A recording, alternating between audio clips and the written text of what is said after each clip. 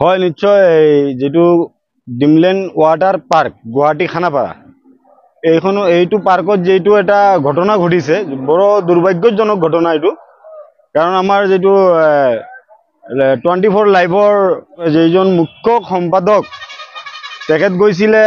পাৰ্কত এটা নিউজ কৰিব যোৱাৰ পিছত দেখা গৈছে যে ইয়াত আমাৰ সাংবাদিক গৰাকীক খুবে অবদস্ত কৰিছে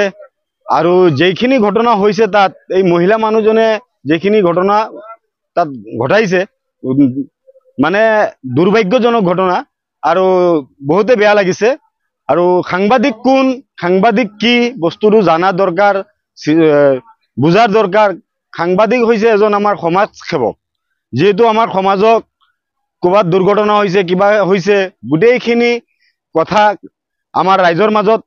দাঙি ধৰে আমি সকলোৱে এইবোৰ বস্তু চাব পাওঁ শুনিব পাওঁ আমি অৱগত হওঁ আমি বহুত বস্তু শিকিব পাওঁ গতিকে সাংবাদিক এজন সমাজ সেৱক তেখেতক আমি সন্মান কৰিব লাগে তেখেতলোকক আৰু সাংবাদিক বস্তু হৈছে আমাৰ ৰাইজৰ বন্ধু আমাৰ বিপদে আমাৰ ৰাইজৰ মাজত যতেনো যিয়েনো বিপদ এটা হওক প্ৰথমে তেখেতলোকে আহি পেলাই কথাবোৰ দাঙি ধৰে তেখেতলোকে খুদপুচ কৰে